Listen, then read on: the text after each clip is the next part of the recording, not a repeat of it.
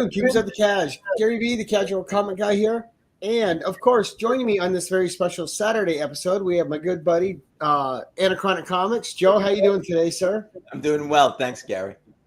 So, every once in a while we have one of these on a Saturday or an interview show on a Saturday like we had with Jim Zub because different time zones, they're a pain, but, we try to make things work for everybody. Been wanting to have our guest today on for a while. Got a great collection and a solid dude. And welcome for his first time on the 1011, Terry from Deadman Comics Covers Collection. So how you doing today, Terry? I'm doing fine, thank you. But it's very, very hot here. I'm sweating like nobody's business. It's ridiculous. So the heat at the moment is just depressing heat. You know what I mean? So it's not bright sunshine. It's just we got a rainy day here. Yeah, rainy day here as well, and it's a little chilly here. I know you guys are going to do you guys do Celsius there in England or what? To be perfectly honest, they do Celsius. But I mean, I've never really taken a lot of notice of it. I've always thought of it in Fahrenheit. I'm old enough. Okay. It was always there. So it's like with decimalisation and all the other different bits and pieces. I still think in old money, even though I'm quite good with new. But that changed in 1971. And we've been trying to get this show to work for a couple months now, right, Terry? We finally got it. Finally got our schedules aligned, stars aligned. Joe came on board to co-host, which I was super happy about. But how was it picking out your 12 books for the show? Was it difficult? Was it easy? Well, I did I started picking them out, and then because I ended up with a lot more time, I started changing them and thinking of other stories and stuff like that that went with them. I mean, one or two books I've probably shown before on my show. That's not allowed, Terry. You have to go back. Oh, fair enough. I better take them on. But majority of them are the same. But even though I've shown them, I haven't really spoke about them as far as big story or anything like that about them. Now, let the people who are watching know where they can find you and what your channel's about. As it says in front of me there, at Deadman 1957 TV, that's how you see my channel. My full name is Terence Edward Brown, and that is what I am on IG. I did put it on as Deadman, but it wouldn't accept it for some reason or other. So I just tried an experiment with my whole name, not expecting that to happen, but it did.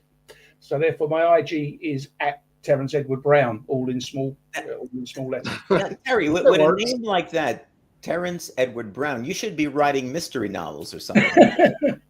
Yeah, like from the mind of Terence Edward Brown. Yes. I mean, my father and grandfather was the middle name. My grandfather's name was Edward, but my father's middle name was Edward. It seemed to be a family trait that if you're not called Edward, then they have Edward put in the middle. Got to have Edward in there somewhere, though, right? Yeah.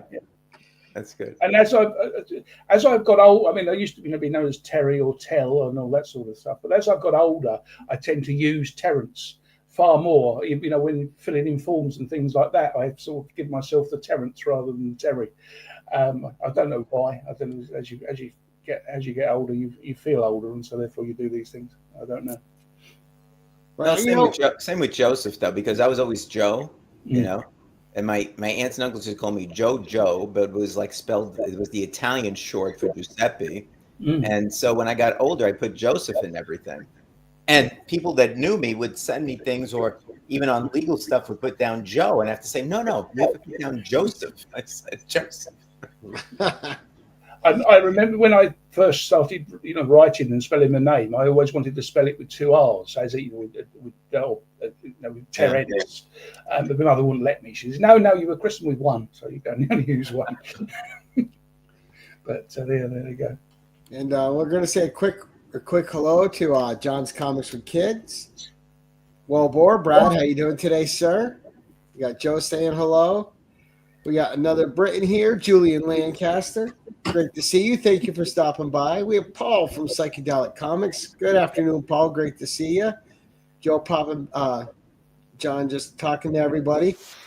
Great to see John. I was just watching John's Storm Short with all the statues and stuff on Instagram. He's got like one of the best storm collections out there. His stuff. Yeah, nice. Some of those statues are so. I remember when Gary went Gareth. Oh goodness! But it's not about any of us today. It's about you, Terry. So why don't you go ahead and start us out with your first book, sir? Well, my first book actually brings back memories of just about a couple of hours ago watching Joe's last Espresso video. They were talking about rabbit holes, and this particular book, I don't know what it must have been about a year and a half ago. I had a dream for some unknown reason about my Jonah Hex collection. It's a weird thing to have dreams about, I know. But you mean nightmare, right? Nightmare. I used to have the first volume. That's one of the ones, one of the things I sold. But I got the second volume, and I've got the All-Star Western and all that sort of stuff. But I was thinking about the last story of Jonah Hex, which is in this Jonah Hex Spectacular. And nice. This particular book, I started searching eBay for it, and I didn't realise how much it was going for. I mean, a real manky cover, you can get it for about a tenner, but in general, it was going for 40, 50, 60 pounds. 60, 70, $80. Wow. Yeah.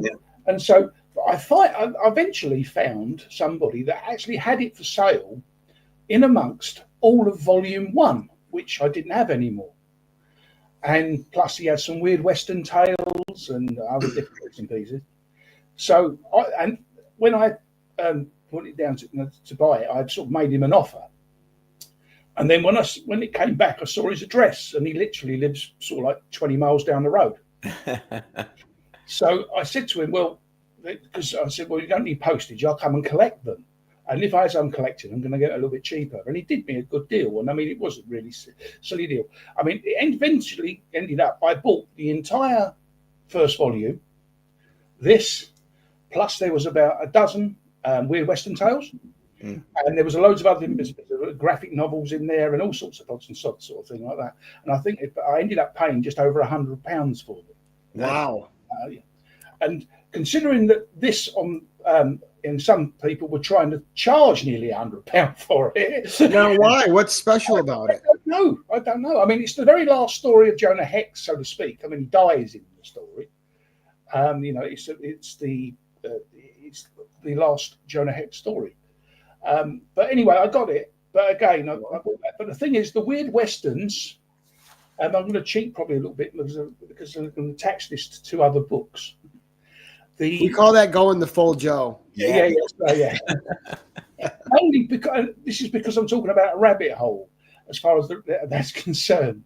This particular book, as I said, the stuff that I got, the weird Western tales and everything else, of course, they weren't all there. So, of course, I had to start getting them, didn't I? Right. And I eventually did get most of them, and it was left like number 10 and 11, because obviously his first appearance was in number 10.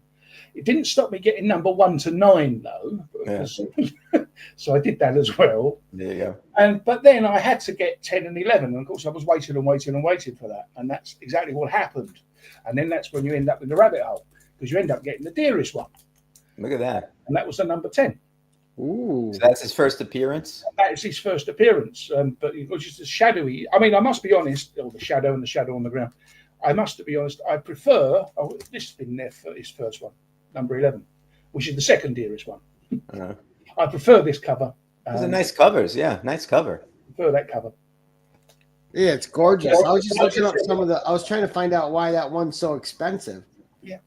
But that was to say the sort of rabbit hole. And as I said, now I have got the full collection. I also started buying all the bits and pieces that go with it. He's made 4 appearances in Justice League of America, as you'll know, with your collections. And I bought those, and there's a number of other different things. Also, his great-granddaughter as well, Ginny Hex. I bought sort of her appearances when he's in it, so to speak, or when she's talking about it. Well, and his first appearance goes for a pretty penny, even kind of low grade. It's pretty up there. I mean, I would think this is probably be called a 4. It's got quite a bit of water damage on the bottom, but can't see it. As I say, just down here, there's a bit of water damage on it. Now I know mostly about him from the animated series that he appeared in. You know, I appeared in a couple of different ones, and I don't know that I've ever read a Jonah Hex book, honestly. But I can see him being the type of character that James Gunn might get to at some point in time. Yeah. I must be honest. I didn't enjoy the film. I just thought it was ridiculously over the top. Yeah. It didn't need to be that way. I wish they had if they had done a Jonah Hex story in a similar vein to Clint Eastwood films. The sort of like the silent man kind of man with no name kind of thing. Right. If they had done a Jonah Hex film like that, it would have been far nicer. The other one, I just said it wasn't my cup of tea whatsoever. Okay. And just again, one of those oddball, interesting characters. Like I find them to be the most interesting. The ones that aren't the A-listers, they usually have a little bit, The writers that get on there usually try a little harder. They put a little more backstory into them. They're trying to, cut a name for themselves working with the characters. And sometimes you get some really great tales out of them. Like your Jonah Hexes, like your Cloak and Daggers. Those type of second stringer characters can be just a great deep dive. Yeah. Well, the last series he was in was the All-Star Western, and they finished at issue 34. Because they did begin with that All-Star, they brought him into our time. And I even thought the movie was fun. I know everybody hated it, but I found it enjoyable. I just thought it was too over the top, personally, sort of thing. Yeah, I mean, I haven't seen it, so should I write down watch Jonah Hex movie? Yeah, why not? I'm sure you've watched worse. You'll probably find it in a 50 cents bin somewhere, I expect. Well, I have to find it. I have to find it for free online, or I'm not going to watch it. Yeah, it's not next level cinema, but it doesn't deserve. It's not as bad as people trashed it. It had good fun moments in it. Yeah, it was to say it was just. I think it's because I really, really like Hex. I just think they just ruined him. It was. It's like how I felt about the Bewitched film. How they ruined Samantha in the Bewitched film. I hated that film. I detested it. I didn't watch that one because it's Elizabeth Montgomery to me or no one. Yeah. Liz is one of Gary's femme fatales. But they just ruined the memory of Elizabeth Montgomery. So don't watch it, Gary. I wouldn't watch it. Now, Jonah Hex is worth watching too, just because it's got Megan Fox in it as well. Yeah, there you go. All right. So at least there's some eye candy if you're not like enjoying anything else. Now, to say with the All-Star Western, they brought him back into say our time, and they cured his scar and all that sort of stuff. And then when he went back to his time, he took a girlfriend with him that he'd met in the future, and they killed her off instantly. She came back in while she was on, boom, gone. And then 3 issues later, they cancelled it anyway. Because, that was the new 52 that was in. So logically, there should have been 52 issues, but I'm assuming it didn't sell enough. But they've never touched him since. Other than a couple of times with this Ginny Hex, his great-granddaughter. Well, yeah, they'll bring him back to keep the rights, because he has to appear so much. But yeah, I do hope they do. And again, it just takes the right writer, right? Like, just put a good writer on him, give him a good arc, and it'll revive interest in the character. I think Terry should write the next. Yeah. Okay. All right, number 2, sir. Right, number 2 is it's again 2. It's a 2 of 2. And one that I have shown before, but I can't help but show these 2 books. This is probably my favourite Detective Comics cover. Oh, nice! Oh, yeah. That is cool. Introduction to Leslie Thomas. And it's just a beautiful cover. And when blank covers arrived, whenever that happened, I always thought it would be nice to do a Superman version of this one. And Ian Richardson, very nice, very, very good artist. I gave him the idea of this, and he drew this, and I thought it was a lovely thing. And he drew that one. Oh wow, that is cool. Nice. And just say, so it's literally. I say, yeah, then put them together. That's Oh great. my God, that's so great, Terry. I love it. I mean, what a spectacular job he did on that. Holy cow. Yeah.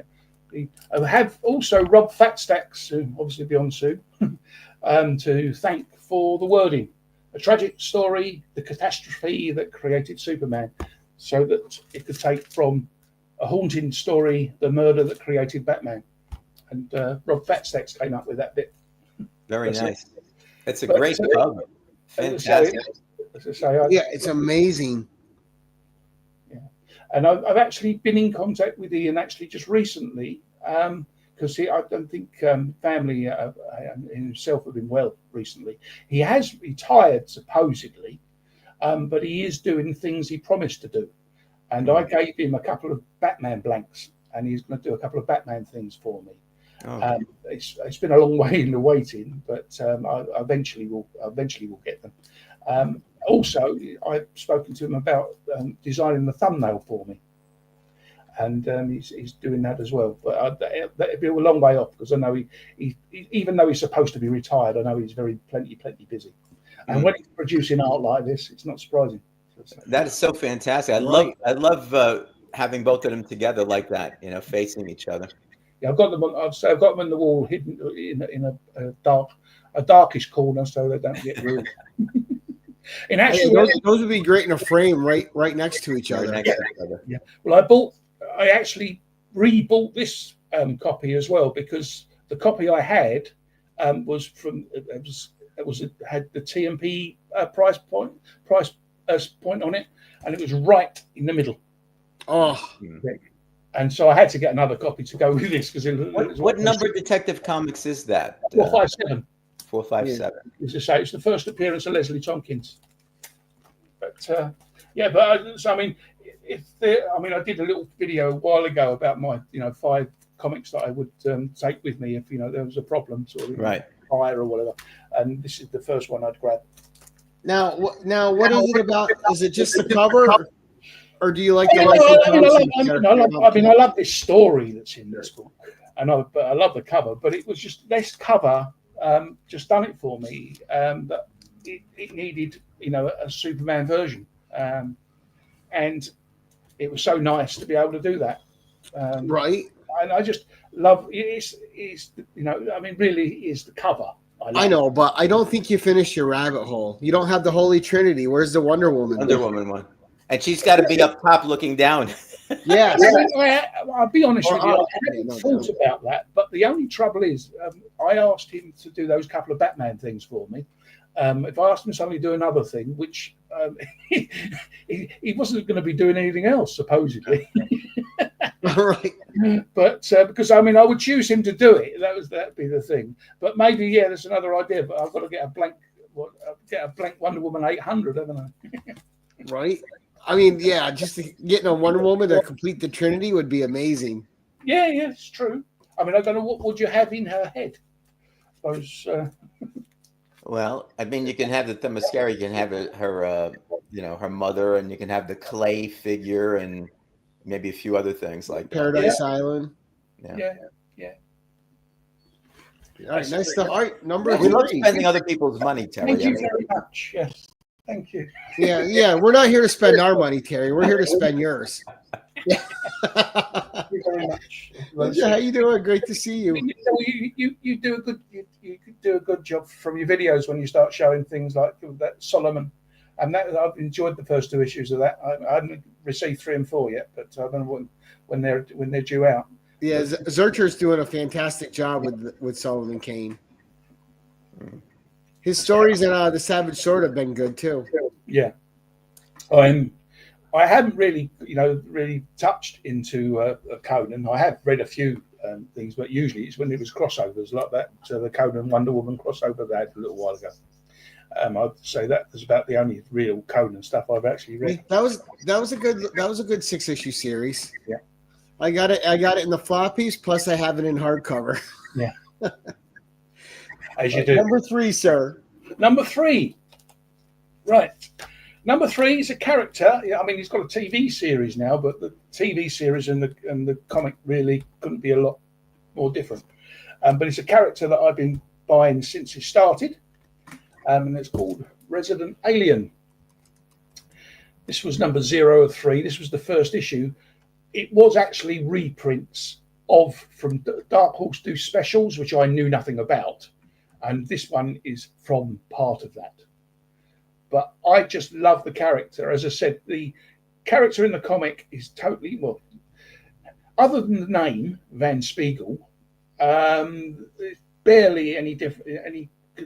The TV series couldn't be any further away. I mean, he's come there and supposedly to blow the planet up eventually, or his alien partners, I should say, are coming to do that. But that's not happening in here.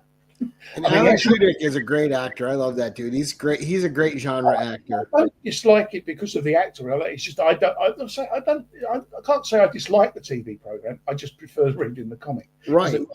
The comic's where it came from, and they haven't followed the comic really, other than giving them the same name. But there's barely any different, anything the same about it. I mean, the story sets off 3 years after he crashes. So the first two or three volumes of this, you're seeing his already, what happened 3 years previously through 3 volumes. But I had no clue. I've seen the ads and stuff for Resident Alien, the TV show, and I just kind of passed it off. I had no clue that it came from a comic book. Yeah. I mean, the next is actually volume. There's on volume 9. There's usually only 4 issues. There was a 6-issue miniseries, but I think all the rest of them were 4s. The first 2, the first 3 were numbered 0 to 3 for some reason. Yeah. But then they started doing 1 to 4. But there has been a 1 to 6. Volume 9. And I don't know whether that's a 4-issue or a 6-issue at the moment. That comes out on the 20th of August. But the actual fact, according to Peter Hogan that wrote it, issue 5 was supposed to be, volume 5 was supposed to be the last one, but it must have been just popular enough. But it possibly was because of the TV program, popular enough that they made more. And then again, each volume has said, "Oh, it'll be the last," but then it isn't. And again, you've got a 9 now. But no, it's just a character I really enjoy. And I've noticed the cover, as I said, the next issue comes out in August. They've actually, Steve Parkhouse, the artist, is actually on this particular, this is the number 1 of it. That scene there, he's actually homaged himself on that scene. And the first issue of volume 9, and all 3 of them are aliens on that. So some of his friends have come to visit. I'm assuming that's what's happened anyway. But there was that one. So that was the series. Oh, that's a cool cover. Yeah. It's a little menacing there. Yeah, and then you had the last one. No, I've actually never. I knew about the comic, but I've never read any of it. That girl on the cover, Asta, who's in the television series, but she is the only one that can see who he is. But at the beginning, she just keeps seeing blurred image of him. So, she can't quite make out. She thinks it's her eyes and everything else. She can't quite make out, but she can eventually, as the series goes through, she eventually knows, that he is, he reveals who he is to her. But no, it's just a series I love. I think it's just a great series. And thankfully, I suppose I got the TV series to thank for the fact that it's continued. I don't know whether it would have done if it had, hadn't been for that. But I mean, it's the same 2 people, Peter Hogan and Steve Parkhouse, and they do all the covers. Well, it's another one of those ones where they don't do loads and loads of covers. But I like when something has the same creative team on it. It's always nice because you get a consistent vision. Terry, when did the first series come out? This came out in, what was it now? I can't think. Okay. Leaving this one up. I can't remember the date now. It's because it's one of those ones where like a volume will come out and then you won't see anything for a year and a half. Sort of thing. Right. That's something that was regular. But number 0, April 2012. Okay. So it's like 13 years, and there's been 9 volumes of just 4 issues each. There was a free comic book day There was a Free Comic Book Day one as well, which had I think it had Stranger Things with it, but the backstory the backstory was just a little one-off Resident Alien story. But which I found out about going about rabbit holes. That was something else I found out about. I didn't know that had actually happened. But, right. I was thinking about the rabbit holes. You always find rabbit holes that lead into side rabbit holes. Yeah, well, that's the trouble with the things with these annuals or with these books. There are so many spin-offs, and sometimes that they, or not spin-offs now, but these little 8-page, 16-page pamphlets. It was the other day when I was doing my X-Files video, and I'm just in the middle of writing the second one. I found out, and because I thought I had all the Topps X-Files comics. Turns out I don't. Oh, there's some little comics too. Oh no, I've got those. I've got them. Digest. Okay. There was only 3 of those, but I've got those. No, this is Topps -1 and -2. Excuse me. Go away, please, Pat. Go, please. I'm on the television, please. Sorry. Anyway, I apologise. Right. No, so there's a -1 and there's a -2. Right. Which I never heard of those either. Well, they're a 16-page. They're basically a 16-page pamphlet rather than a comic, by the sounds of it. There's just one story in each one, but it's say -1 and -2. Okay.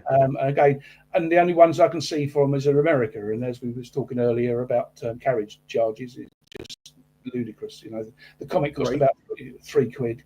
Unfortunately, my comic shop hasn't got it, but the comic cost about $3, and they want like $50 to post it. So. Right. Yeah, but let me ask you a question, because you've asked me to pick up some comics for you, and I've been able to do that. Is it cheaper for you doing it that way? I'm happy to do that if you think it's cheaper in some fashion. Well, it swings and roundabouts, to be perfectly honest, Joe. Sometimes it is, sometimes it isn't. I mean, that last lot you sent me, I could have actually got fractionally cheaper. Really? But I didn't know it at the time. Okay. I didn't know. But I mean, I'm only talking about, a few pounds sort of thing, I mean, at least I know that, it was going to come properly sort of thing with you sending it anyway. So, I mean, okay. It was worth the expensive. But no, I think with my comic shop, it all depends on what you order. If you order quite a lot, then you can save money. But there you go. I can't. I'm trying to find the Topps comics on eBay. They're not even. I just put Topps -1. But all right, number 4, sir. If you put in the Topps for Geek, the Geek World or whatever they call themselves, they list them all, and that's where I found the 2 minuses. Right. This book. It's probably got one of my favourite stories. Well, I mean, Bronze Age, Silver Age, whatever you want to call this. It's a little bit more. It's sort of in between. It's not the cover so much. I mean, it just happens to be the story that I like. This is Action Comics 393. Came out in 1970, I believe. And the story I love in this is the day Superboy became Superman. The funny thing is, it's written by a guy called Jeff Brown, so it has to be good, doesn't it? And the art was done by Ross Andrew and Mike Apostito. Right, Ross Andrew, who did a bunch of great. Ross Andrew did a bunch of great Spider-Man work too back in the day. Just amazing Spider-Man stuff. I think he was on the Spider-Man Giant too, if I remember. I think he did either the cover or something like that. I'm not sure, but I seem to remember he was involved with that too. He's very adroit at both characters. Oh yeah, his work was always solid. Yeah, but as the story in here, this one, to say the day that Superboy became Superman, it's just a beautiful tale. It's only 8 pages, but it's just a beautiful tale of somebody reading Superboy, the riot act for want of a better way of framing it, helping him grow up.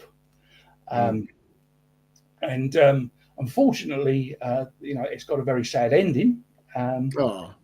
But this even drives it more. I mean, the actual story does state at the end of the story, he's called Superman, whereas at the beginning he's called Superboy. Well, Terry, that's all okay because he was retconned out of existence, so he doesn't exist anymore. Yeah, but But as I said, I've never got over the story, and I've read it dozens of times. Right, and you never know, like what story you pick up in comics that's going to resonate with you for a bit. Sometimes it's the most offbeat ones. Yeah, but no, it's a nice little short story that's very, very well told, and it does get the emotions going. Which number was that again, Terry? 393. 393. Yeah. Yeah, I want to read that story then. Okay. Look at you spending Joe's money over there. No, I'm not going to spend. I'm going to read it. I'm going to read it online. I want to read the story. But no, it's just like I think it's a lovely story. You have to let me know, Joe, whether you think I'm being mad or not. But there you go. If I start crying at the end, though, Terry, I'm going to really be upset with you. All right. Let me know. All right. Number 5, sir. Right. Where are we?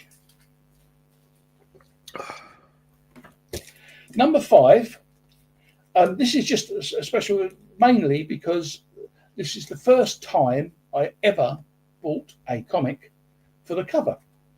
Oh, okay. I saw this cover in previews. It was one of those ones where it's like 1 in 25 or 1 in 50 or something or other. It wasn't, the ratio variant. It wasn't cheap. My comic shop couldn't get my local comic shop couldn't get it because of it being. I mean, he wasn't going to be buying 50 copies of this. I mean, the comic is actually The Legends of Oz, The Wicked West, Volume 2, Number 1. But this is the J cover, and as I said, he wasn't going to be buying, I don't know, 50 or 100 copies of this. But I think as well, I think it was actually a store variant. Oh, I just fell in love with the cover, and so I had to have it, and so I went searching, and that's one. Oh, I've never seen that cover. Yeah. Very nice. So it's Natalie Sanders. She does loads of stuff that you see nowadays. I mean, she does those magazine cover style covers, with Harley Quinn on or Batwoman on or Batgirl on. Right. All the stuff. And what comic is that? This is The Legends of Oz, The Wicked West, Volume 2, Number 1. I did buy the book, but I didn't realise I had, if you see what I mean. I didn't realise that's what this came from at the time. Right. But because, I obviously, it was in preview, so therefore I had to wait a couple of months before anybody had it. Hi, Scotty. And I had to wait until somebody had it. And I searched and eventually I found somebody, of course, in America that had it. It was about £45-50, and I had never paid that much for a new comic ever. I paid it for that old ones, but I've never ever paid that kind of price for a new comic. Unfortunately, the idiot that sent it to me didn't tick the right box on the postage either. Thankfully, this was before everything seems to have gone up even worse, but it still cost me 50 quid postage. So around about $70 postage. And I mean, think at that time, that was when things were like, $10 postage. Yeah, and this book, I'm looking at it now, it still goes for quite a bit of money. Yeah, he ticked the wrong box, and so therefore it wasn't a gift, or whatever box he ticked. But I didn't know at the time that I could claim the money back. But of course, by the time I found that out, it had passed its sell-by date. But I still got it. I still love it. I just think it's absolutely gorgeous. And as I said, it's the first book I ever bought as a cover buy. It is. That is absolutely stunning. It's a beautiful cover. Yeah. I mean, when you look at her other stuff, the newer stuff now, her faces do tend to be very similar. But when it's a one-off like this, it doesn't matter. But that's just for a print of it, it's $20. But that book in a 9.8 is like a $800,000 book. Wow, that's nuts. Well, I mean, Absolutely. I don't know. I mean, there's a possibility this could be, up there. I've never sent a book away to be slabbed. If I ever did go in that way, Natalie Sanders. If I ever did go that way, this would be one of the ones I would get slapped. Because as I said, I didn't buy it for the story. I bought it for the cover. Yeah, I got a J. Scott Campbell one that's like that, I got it. I have it in a 9.9, but it makes it like $1,000 book. Yeah. You certainly would have. Your investment certainly would have been quite good if it's a being a 9.8. Well, it's as if I was buying it to sell it. Yes, that's right. Because I didn't even think about that because I said how much I paid for it. I mean, I paid over £100 for it with the postage. But and just for a cover buy, it's crazy. Great, man. Absolutely, yeah. We got a special time today, Gray Man. That way we could have Terry on. Right. It's a different day too. Yeah. Number 6. Yeah, exactly. I had to give Joe something to do on the weekend. He was just languishing in retirement. He got me away from my chores.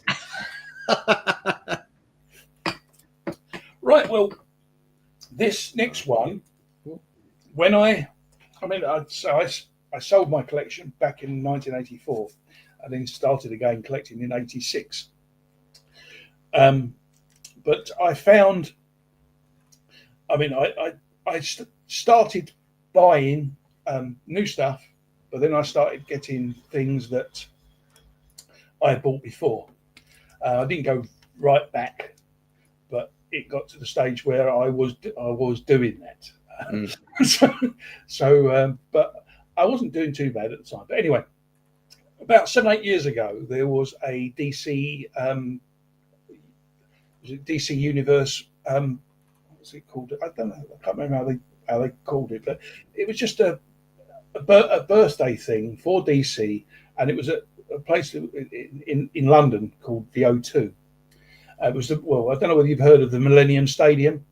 They built the Millennium Stadium for the year 2000, and then O2, the phone people bought it. So that's what they call it now. They call it the O2.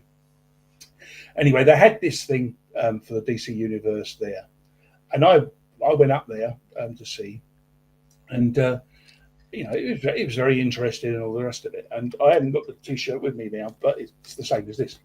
I bought this T-shirt, and it was the Superman cover 201, and that's the T-shirt I bought. And this is the first T-shirt I wore on my channel. I try to match my T-shirt to what I'm talking about. Doesn't always work because nice. If you're talking about things that like Belle, for instance, sort of thing that I've spoken about before. So obviously you can't get a T-shirt for her. But anyway, I bought this. I bought the T-shirt, and then I thought to myself, why don't I get the comic? I used to have the comic, so why didn't I get the comic? And of course, that started again another rabbit hole because I had back to about 320 Superman, back to about 320 at the time. But then I bought this 201, and I hate gaps. And yeah, I've got tons of pictures, Grey Man. I have a video that, fortunately. But I bought a ton of. So then I started buying them back to 201, and then I started going back further, and I sort of eventually went back to my date of birth. Went back to 1957. But it really all began with buying the T-shirt and then buying this. And so this was that. So I can see that being a cool T-shirt. It's a great cover. I did wear it in my 1957 video. Right. The T-shirt, and I wear it whenever I do the Action and Superman ones, and I'm on. Well, it's got a little bit of everything, right? You got Superman, Clark Kent, you got the flag, you got a lot going on there. Yeah, and it's a pretty good story. Also, I don't know about you, but you think it's a homage to Spider-Man 50, Amazing Spider-Man 50, because this is amazing. It looks more like an homage to Hulk #1. Yeah, that's true. Yeah, that's true. But what year was that? What year was that, though? This is 68. Yeah, so it's before. No, Amazing Spider-Man 50 came out 6 months before this. 6 months before, yeah. So that's what made me wonder. But here you go. But no, that's this and the T-shirt caused lots of problems and lots of expense because I did the same thing with Action Comics, and I've been trying to do the same thing with Batman and Detective, but I've only got back as far as 68, 67 with those. I don't know whether I'll ever get. 68 rather. Wow. Know whether I'll ever get any further back with them because they are very expensive. Yeah. Yeah, because like what the Hulk one was like 61, 62-ish. Yeah. No, you're right. I hadn't even thought about that one, but no, I was thinking of the because I mean the thing is, it's a similar story as well. I mean, this Amazing Spider-Man 50, he's quit, doesn't he? Yeah. It's for an issue. You know, that's like one of those issues they got to write for every character, right? The quitting issue. That's it. I'm done. You know, that's part of the problem with Terry, with old guys like us, because I have my birthday collection, and I managed to pick up a lot of the ones that were not very expensive. And then I picked up a Wonder Woman from January 1951. It was a purple label, which I didn't care about. It was fine. But when you're looking at like Batman and the expense of some of those are just astronomical. You know, even some other like science fiction ones, I had to really go down to a relatively low grade just to pay what I thought was a reasonable price for them. So I haven't bought one in a long time because now the ones that I want are like pretty expensive. So well, I mean, I haven't brought that book because I've spoken about it on my, on videos several times, and so that's why I didn't put that in here. But Superman 110 is Jan 57, which is the one I was given by a good friend.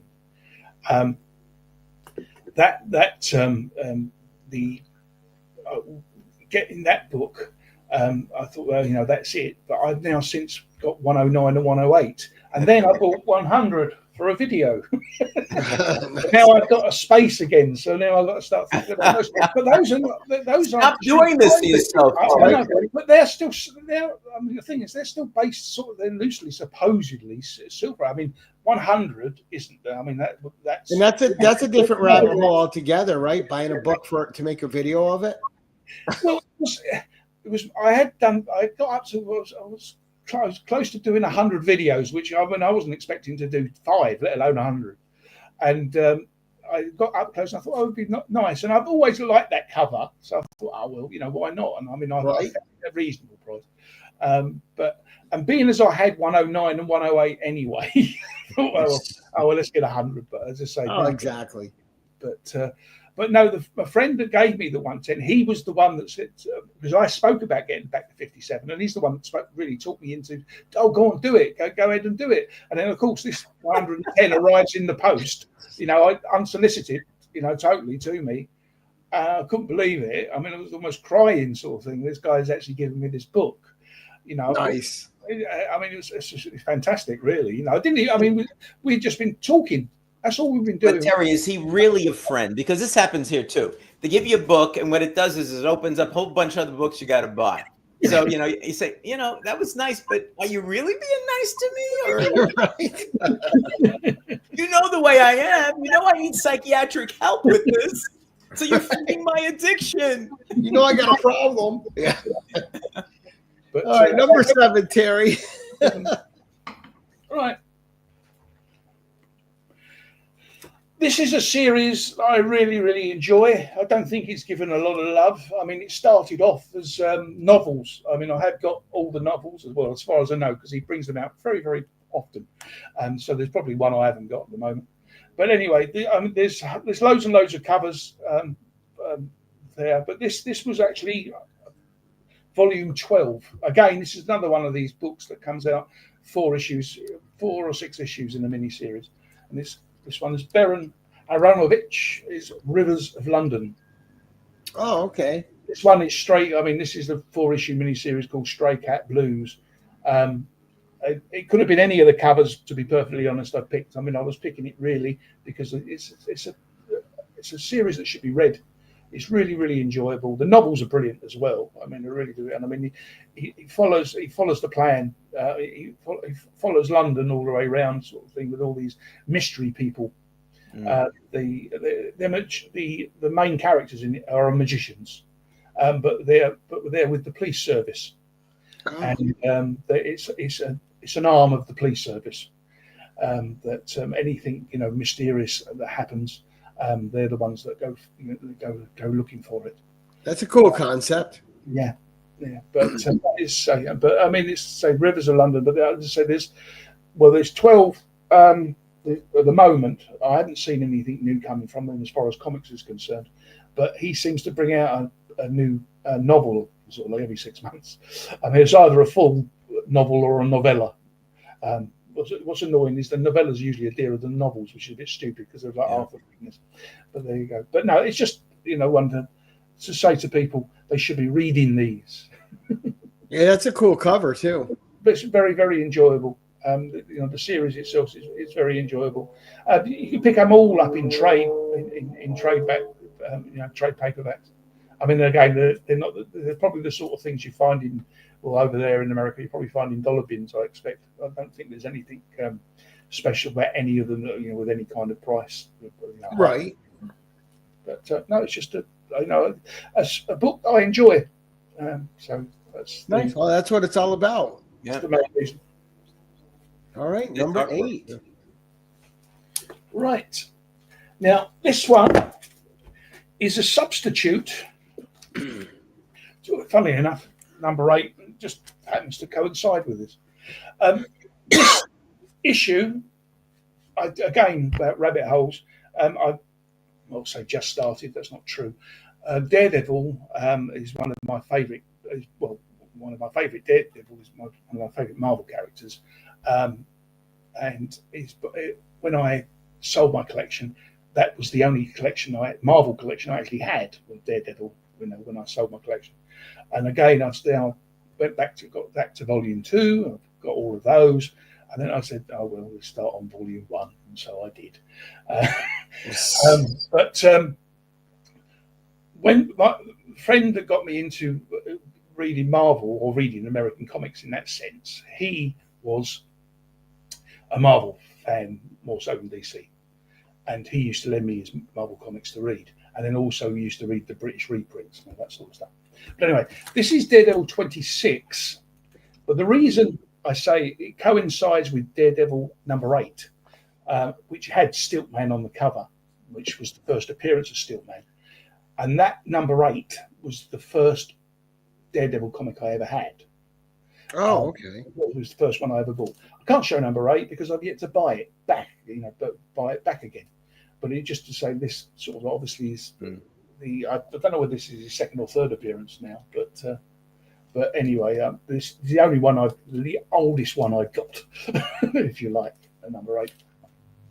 And it's the oldest one I've got, but it's just a case of remembering that first. And say that was I did have Marvel. I did have Daredevil from number 1 to when I sold them in 1980. When I sold them in 1984, but I did. But of course, you could like Joe. It's all right. I'm a little bit younger than Joe, but I can remember these coming out. I can remember buying these off the shelf. Right.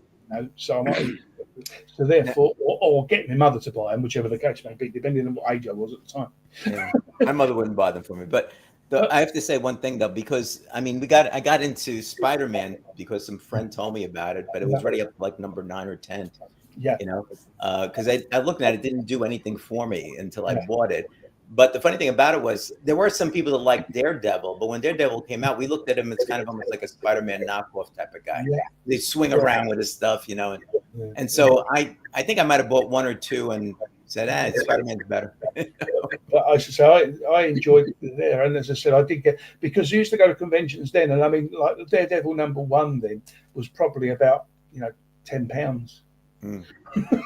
Wow. I mean, that's the story.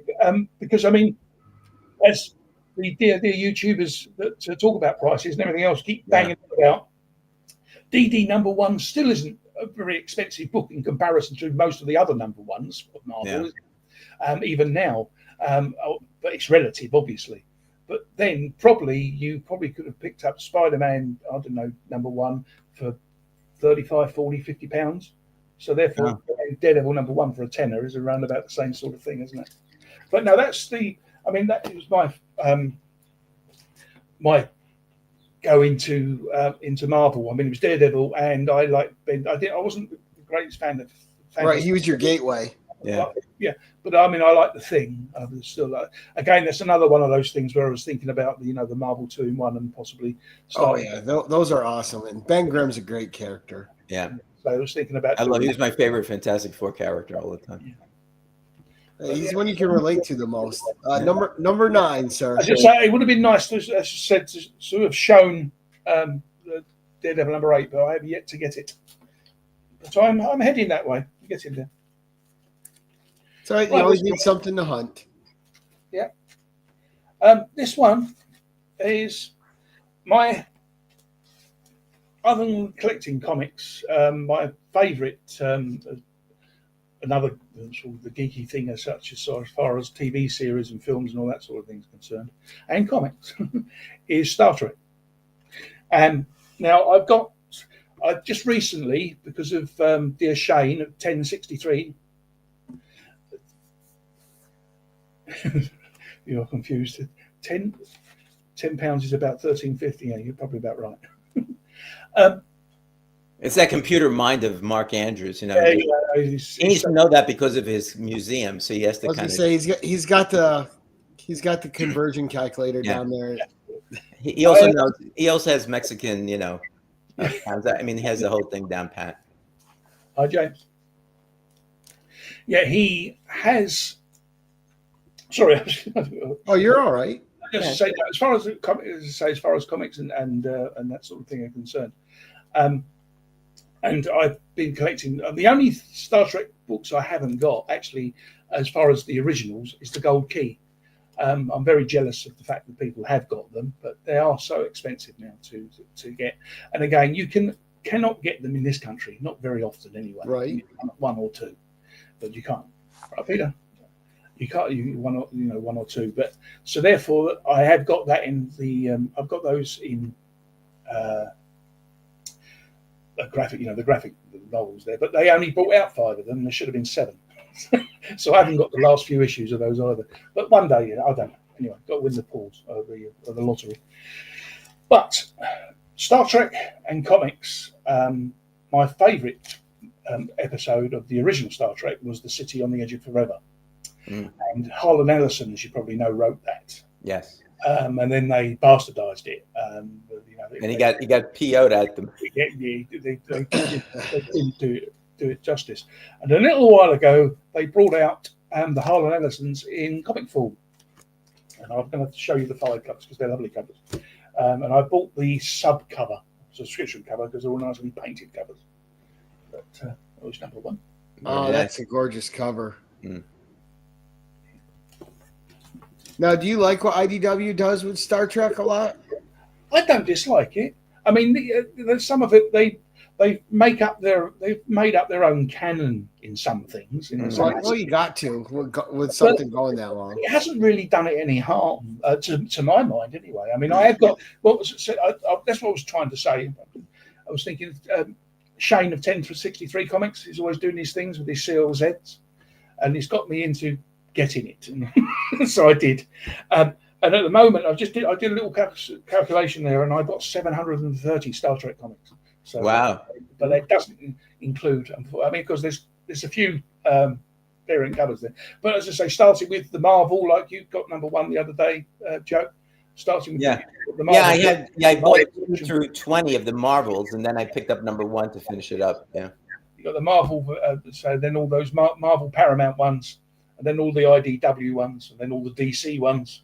Because there was 2 volumes of the original series, and there was the Next Generation as well. So I have all of those. To say it's only really Gold Key that I haven't got. Right. But yeah, that's number 2. Oh, nice. Now, do you know who the cover artist is? Because these are beautiful. Actually, I meant to write it down because the thing is, I thought it was Woodward. who does the excuse me, please. Now, do you have the DC #1 as well, Joe? I have a couple of DCs, and I got some of the movie, the pre-movie type of ones that came out when the new set of movies came. So I have a few of them scattered around, but I've got to find where they are. Yeah, so. the Marvel #1 and the DC #1 are both beautiful covers. Yeah. But yeah, go ahead, Gary. Yeah, sorry. Right, and so that's number 3. No, that's what I was going to do. Say Woodward does the internal art, but I thought he was going to do the covers as well of these, but it isn't him. It's another guy. I meant to write the name down. It's called Paul Shipper. Paul Shipper. Oh, Paul Shipper. Okay. Paul Shipper did does the cover. As I said, it was. I thought because the internal art is beautiful as well because it's all done by Woodward. I mean, those covers are quite nice. I mean, it's all painted art inside, so it's absolutely lovely. And yes, so that's a beautiful one.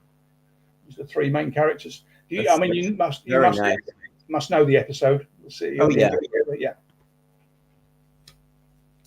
And now, what I would like to see, Terry, as a company, since they took that out, is what would have happened if he saved her life.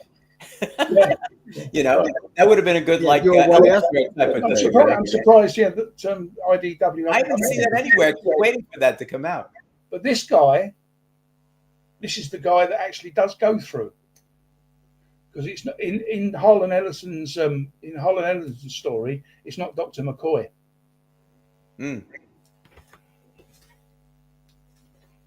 That's number 4.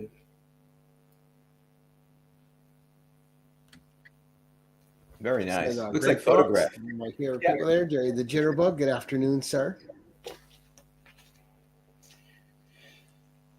Now, and the reason I had asked you, Terry, is because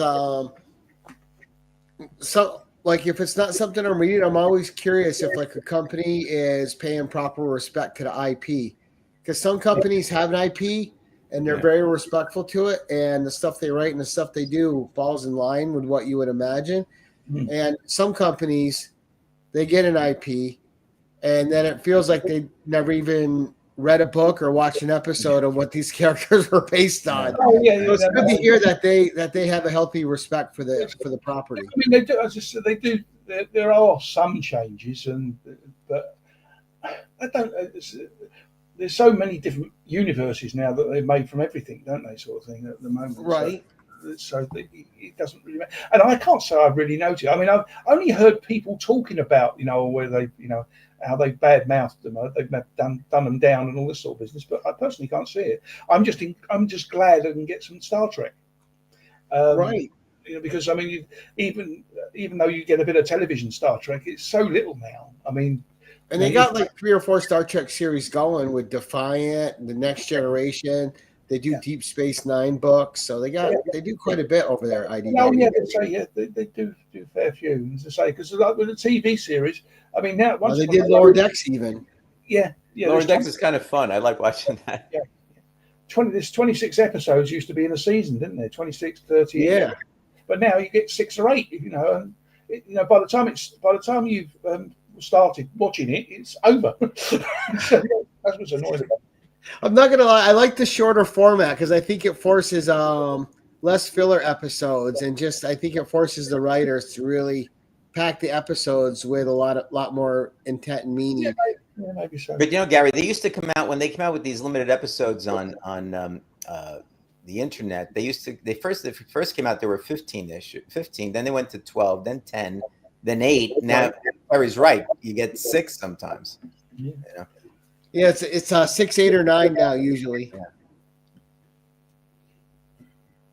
Oh, all right. So, all right, Terry, number 10, sir. Right, number 10. The main reason I'm showing this is because it's got a nice story of how I got it and how friendly people are. Again, people you don't know.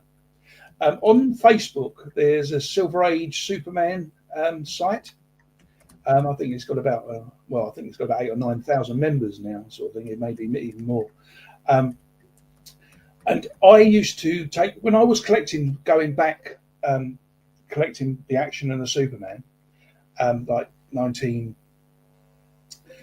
1969, 68, something. I was taking photographs of what I picked up, and I was putting them on there. So I've completed 1968. You get a few likes and everything else, and a few people talking about it, and blah blah blah.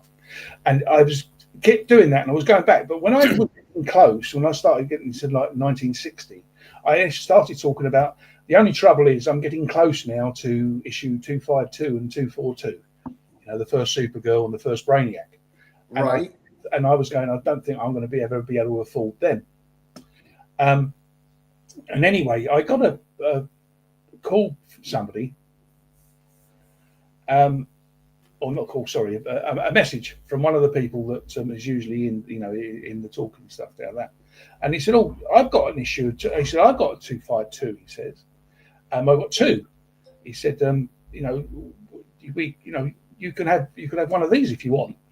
And the way he said it was as though he was going to send it to me. And I thought, that can't be right. But anyway, I private messaged him, and we had a good old chat about this, that, and the other. And then he must have turned around and said, "Right, well, I've got this, and if you want it, you can have it." And he gave me a price, and I couldn't believe what he said. And I said, "Is that including postage?"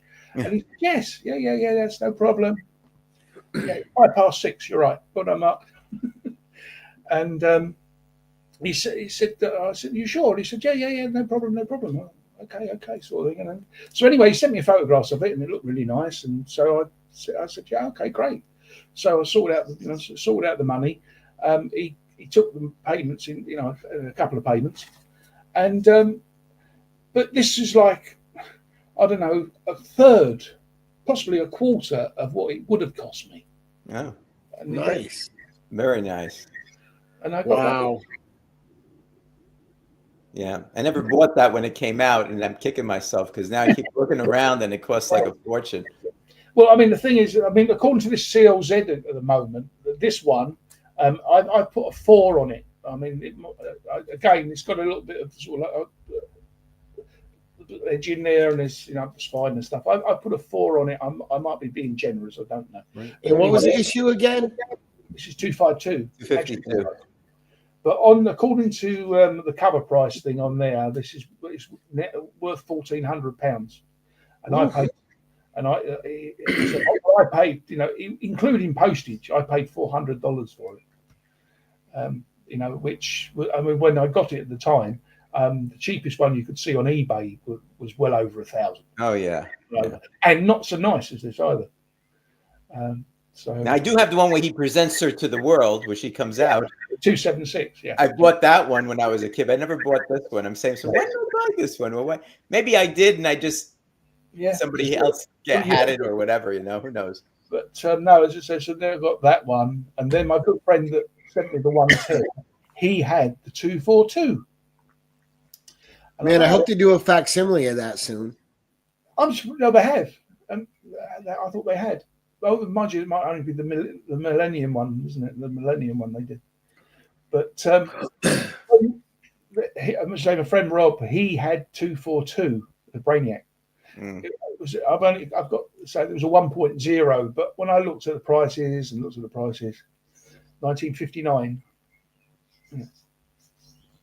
But when I looked at the prices, there's no way in the world I can afford this. And then he offered me a price for this slab. It was a 1.0 slab, and I ended up buying that off of him, sort of thing. And so I got 242. Nice. So now I'd say I've got from 224 January 57 through to present day. Now that's cool when you end up with books you never thought you'd have, though, right? No, I never. The 242 and 252, I thought I'd never ever going to. I mean, because some of the other ones, I mean, like the first Bizarro and the first this, and all these weird things. I mean, the annoying part about a lot of the eBay stuff is, and it does annoys me today, is the people that come out with this first appearance of, and it was the last appearance because he dies in the bloody thing, right? But they want an extra 50 quid because it was the first appearance of somebody you never ever heard of. Right, and that's never going to matter. Exactly. Now listen, not everybody, look at these nice friends that Terry has. If any of my friends want to give me a good deal on Brave and the Bold number 28, DM me. Try to match Terry's really good friends. A third of the price, a quarter. I mean, I'm willing to pay that amount. Really. Say he's an American. He's roughly the same age as you or I, Joe. He's been collecting comics all his life. And he's predominantly Superman or whatever. But when I've had a conversation with him, he does talk about new stuff. He's not stuck in the past or anything. He just loves comics. Yeah. And he basically said, "Oh, you had it because I know you'd look after it. Not a case of you had it because I know." And that's a lot of thing with collectors. Yeah, you'll flip it in 10 minutes time, sort of thing, So and when you give someone a book in this community, it's or even sell it, it's a lot easier to give it to someone you know is gonna not resell it, who's gonna have it because it means something to them. Yeah. You don't want to give something to somebody. Go, oh, great, and then they mark it up $50 and they sell it out a day later. That's right. It's nice when it means something to the person. Yeah. Well, all right, so we're at that part of the show. Do you want to do your spec pick first, or you want to do your extended personal story first? I'll do the spec pick. All right, let's see it. I did think this again. This is I've just restarted collecting these, and I have got in the corner there. You might be able to see it from there in the green books. Metal Men. I had the issues up to whatever that last issue is. I can't remember now. So I thought I'll get the rest of them in floppies because they never ever brought out a third one. So I thought I'll get the rest in floppies, and only the new stories because they did some reprints as well. But this is like number one in a sense. It's got the same character or characters that are on number one. So this is why I put it on there. And the reason I called it a spec book, and to be honest, I almost had the Superwoman one.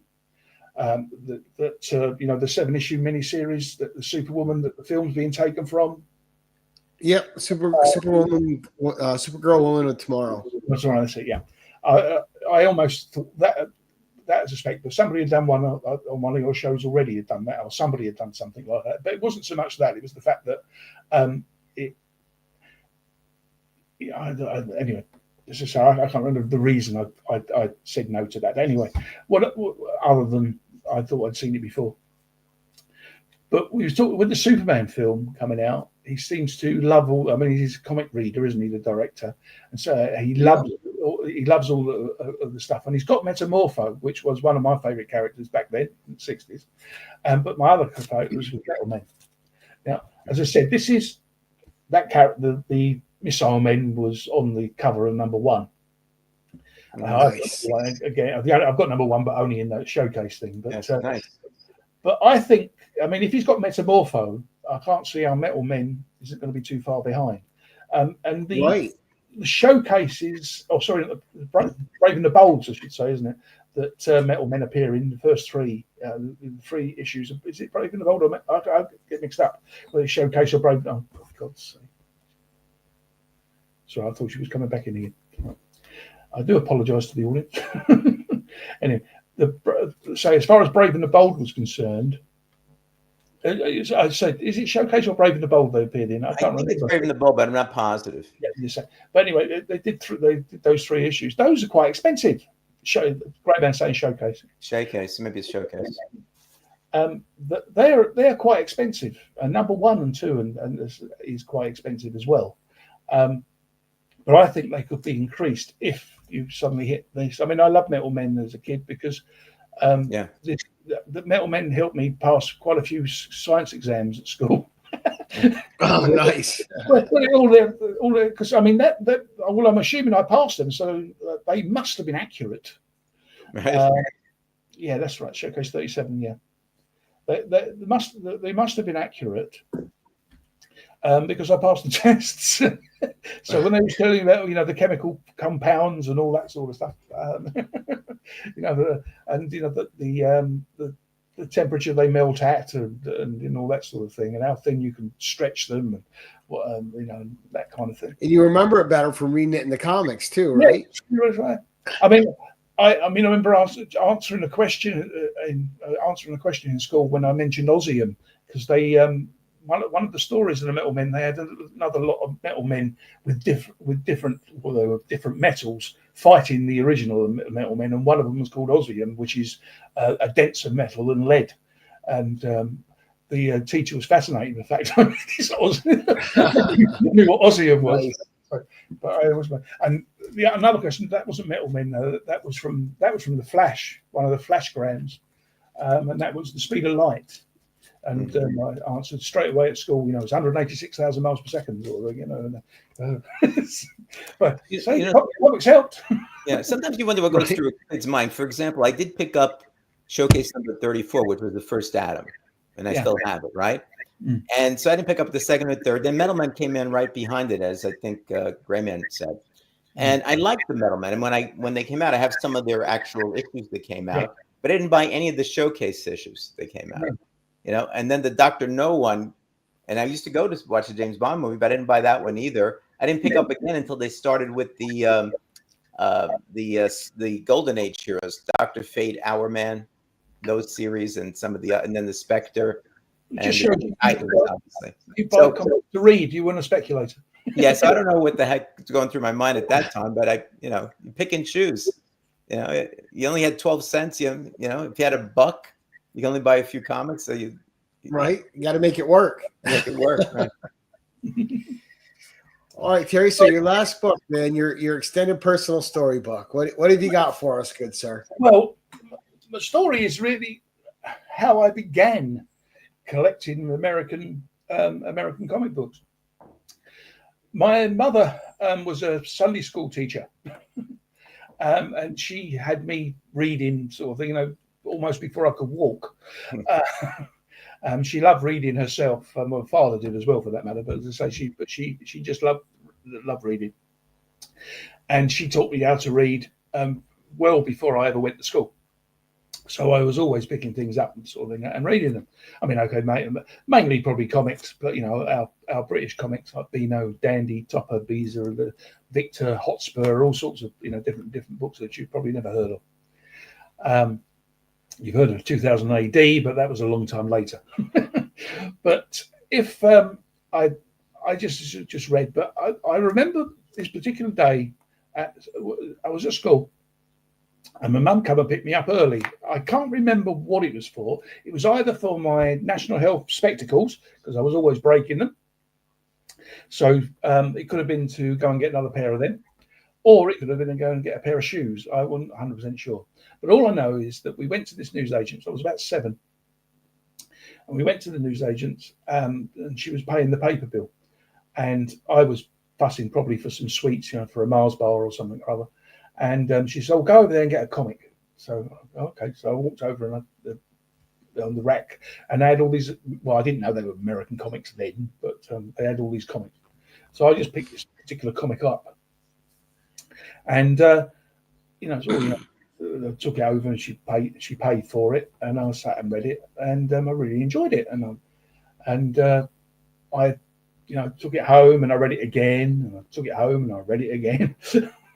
And I really enjoyed it. And then, of course, I turned around to my mum and said, "Oh, could I go and buy some more of those books?" And she said, "Yeah, okay," sort of thing. So the following day, we went down there and bought, she bought some more for me. And, I read them and so on and so forth. But this is the book that she bought me first of all. Oh, there it is. Oh, that's nice. Like number 51. Yeah. That's this isn't the original, unfortunately. Right. It's the very first, but it is the very first comic I ever read, or the very first American comic book I ever read. And this was the beginning of, a beautiful friendship, a very, very expensive one. But as I said, I read this non-stop along with the other ones they got. As I said, I was 7 or 8 years of age, so obviously I couldn't afford a lot. I didn't get a lot of pocket money, but Mum did buy them. She loved the fact that I was reading, so right. I carried on reading and reading and reading. The thing was that I got to the age I got to the age where I was able to afford to buy my own books, and then I just continued from there, and that is sort of really what I did. Yeah. I bought them. I used to collate them. I used to file them all. I mean, nowadays I do it on the computer or this CLZ. But I used to do them on I used to catalog all the books I had. I had bags for them before people even thought about putting them in bags. Wow. My father was a butcher. I mean, I became a butcher for a few years with him. But he was very interested in the fact that I was buying these books anyway. Nice. There wasn't.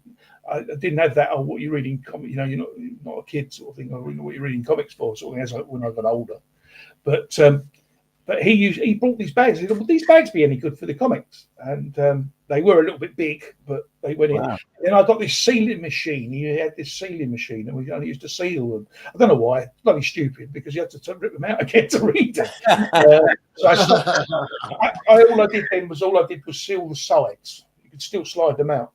Yeah. And then when I used to go to Easter holidays and things like that, and I used to go to the butcher's where he worked, and there was this pallet truck was pulling in all of these containers. They had livers in them, or hearts, or kidneys, or whatever it was they had in them. But he was pulling this container, and they had cardboard dividers to hold these things up. And I just turned around to the guy that was doing it. I just said, the delivery chap, and I said, "Well, have you got any of those cards?" And he said, "What?" So I said, "Have you got any fresh ones?" Because obviously these ones have been squeezed, they've got the damp. But I said, "You got fresh?" "Yeah, I got hundreds of them on the van, mate. Yeah."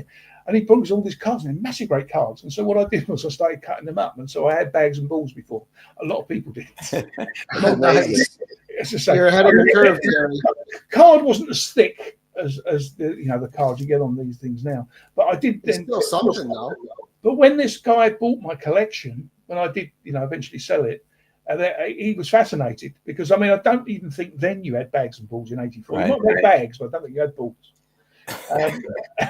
So I was like that, but I don't know why I thought of it. But also, again, another thing my father did, he built me a proper wardrobe bookshelf thing. So the wardrobe became shelves.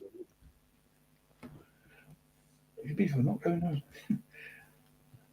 And the bookshelf, he built me these bookshelves inside the cupboard, and so I was able to put them in books because then they had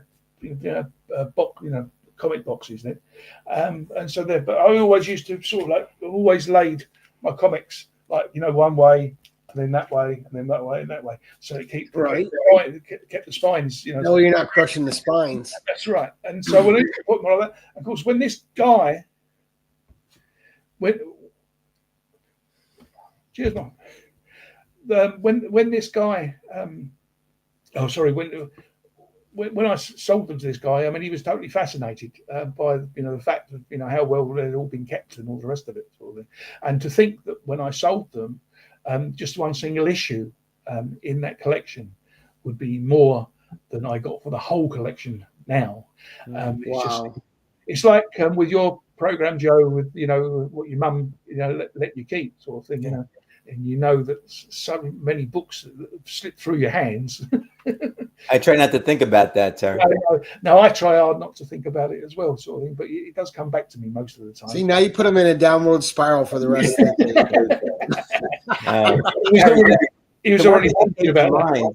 The one thing that came to mind when you spoke about your innovation, as the gray man says, in putting together bags and boards was, Terry, you could have been the first person to put these things out. You could have been a gazillion heir right now, Think about that. Yeah. You could have had these bands, even though they were from like a butcher shop, didn't make any difference. Because I always say to myself, because mine were stacked by the window, basically. Yeah. I keep saying to myself that nobody even thought about bags and boards or to try to keep them pristine even, because, we would just share them and read them and put them there. The fact that I actually kept so many of them, maybe at the time when we moved, probably was in the neighborhood of, 600 or 700 or something like that, which I maybe have half of them, right? But the fact that I even kept that many was only because my friend John used to keep them also, and he's the one who sold me some for 2 cents, and we used to trade and read, primarily with him. So we're into it together that way. I don't know why. I mean, the thing was, I've always been a sort of like a safe, a tidy person in that sort of sense, or try to keep things neat and tidy. And as I said, there's cupboards that the father built. I mean, that I'd say was stacking all neatly and everything else. They was obviously always in the dark. Not that I thought about that at this time, at that time, but I just like when I have something, I like to keep it as best as I can. I mean, I even did the same thing, not with boards because it had taken forever. But I mean, the 2000 AD, I bought that when it first came out because it came out in the 70s. Right, with the first Dread. You say yeah. Oh yes, yeah. I think I collected them up to about issue 700, I believe. But they just took up too much space. But every one of them had a bag. Everyone didn't have balls, but everyone did have a bag. But because weirdly enough, the bags my father had for some of these comics was dead right size for 2000 AD. You couldn't have made them any better. If you'd made them for them, sort of thing, they wouldn't have been any better, sort of thing. So all of them were in. They were all in bags as well, and they was all flat, flat ways and stuff like that. The thing is, of course, with those special offers, as Grey Man will know, when they used to have those little special gifts and everything else, quite often they don't think they do it now. I think they put them in little plastic sleeves and put them inside the comic. But when they do these free gifts, they used to sellotape them to the cover. Which was so. Right. Some of them were a bit difficult to get off. Especially the little plastic whizzy things and everything else they had on. Well, they had that one. That thing there that was like a what they call them, your flan case thing. They had that. That was taped on to the cover, so that was great fun getting that on. and you couldn't lay them flat because obviously you've got this lump there. Right. But no, they used to. So they did. But that was the thing. I mean, especially the kiddies comics, the Beanos and Dandies, all these ones, little cartoony comics. They had characters like your Dennis, the British version of Dennis the Menace, but actually it's not that way because the British Dennis Menace happened well before the American version or the Canadian version or whatever it was. But they was in a comic called the Beano, and they used to quite often do lots of giveaways and everything else. But they were usually things like sherbet dabs, and these sherbet in a packet with a little toffee. A stick of a piece of toffee at the end of a stick, and used to dip it into the sherbet. But they had those sellotaped to the front covers, which a lot of people collected. The Beano and the Dandy and all that sort of stuff. They still do. Beano number 1, probably a very good decent copy of that probably goes for about a couple of £1,000 nowadays. I mean, it's nothing like your Action 1s and Detective 27s, obviously, even though they're older. But no, say it's. But no, as far as my collecting was concerned, that's what I did. And of course, by the time I started recollecting, you could buy bags and balls and all that kind of stuff. But you're definitely ahead of the curve in preserving them. Well, I don't know why I thought about it. I don't know why, but all I was I wanted to keep them as flat as I said. It's in my head about keeping them as flat as possible to keep them nice, and clean. And as I say, that guy got a very, very good collection when he bought them off of me. Yeah, sticker albums as well. Yeah. Again, those are the sort of things I used to collect. Because I was into when I was younger, not so much now, but when I was younger, I was into football or soccer. And they used to bring out stickers for the World Cup and for the FA Cup and for when a new season started. They do. They do it in America when American football starts. They bring out all the new cards, don't they? Well, they did that with sticker books over there, but they mainly made Panini ones, which say Italian ones. But I used to collect all of that stuff as well as the videos when they came out. Nice. Blah blah blah. Well, you see behind me. I was a collection of that. But no, I used to enjoy. I just loved collecting things. What it was. all the bubble, well, what you call trading cards nowadays, but we used to call them bubblegum cards. I mean, they used to, every pack used to come with a sticker. But I don't know whether yours ever did, but every pack that you bought used to come with a stick of bubblegum in. Sure. It was a horror. Most of them were really vile. It was, it wasn't something you'd eat. The weirdest one, again, I used to collect most things, packs of cards. I always remember this set of famous horses that had won the different championships over the world, different horse races over the world. The Grand National and your 5,000 guineas and all that sort of stuff. And there was a picture, all it was pictures of these racehorses. There were 66 in a set. And they came with the best bubblegum I've ever eaten. Yeah, that's right. Yeah, I used to like to collect I have all 6 of them, the Amoral bubblegum mini comics where you had Captain America, Hulk, Spider-Man, Spider-Woman, Archie, and Sabrina. So those are fun. Terry, great show, man. Awesome books and stories. Thank you. We're going to do like I normally do at the end of the show. We're going to go around and see what everybody's got coming up. I always start with my co-host. So, Joe, what's coming up for you, sir? Well, we did last night. We had our most recent Espresso Mail Call, so you can watch it on replay. On Monday, we're going to have the 5th in the series of my portfolio comic books. That's a very, very special one. Terry, I think you saw it already, right? I don't know if you did, Gary, because they're members and they're wearing their Anachronic Comics membership T-shirts. Thank you. And so they've already seen it, and I think you just got to watch it. There are some pretty cool things in there, in that one. And I am working on a couple of things.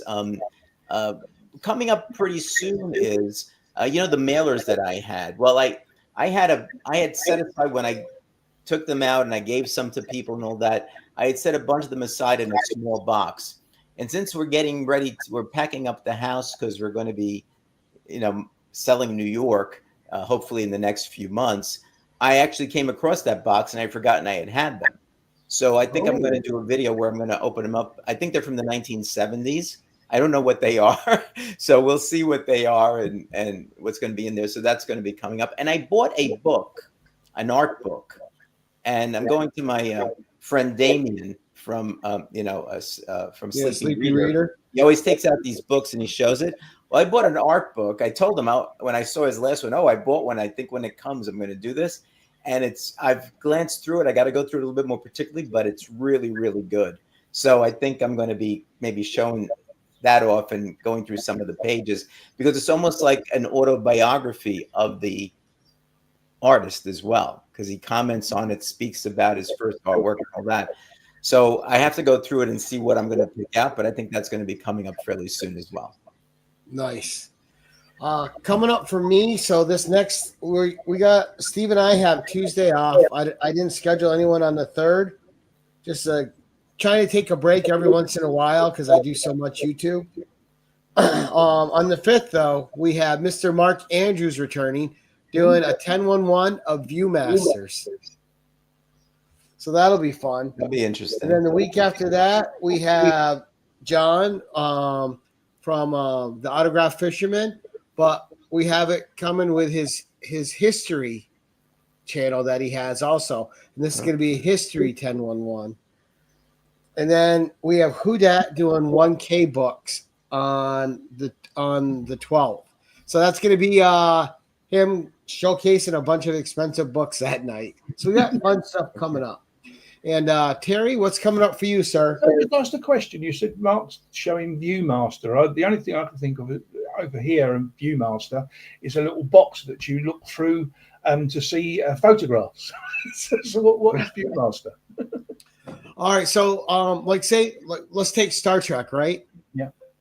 So they would take like either a comic or one of the episodes, and it's a little round disc with pictures. So it is what I'm thinking it is then. Yeah, and you would just go like this, and you would see the pictures. Oh yeah, no. So it is what I'm thinking it is. Oh yeah. So I thought it was some character I'd never heard of. Well, Mark is just going to go to another section of his museum and pick out stuff. That's why he's always on the 10-1-1. He right. Probably do another 20 episodes of 10-1-1 just by going to different areas of the museum. He did. Yeah. No, to say he's got so much great stuff. It's just there's always something he can show. I'm sorry. So what do you got coming up, Terry?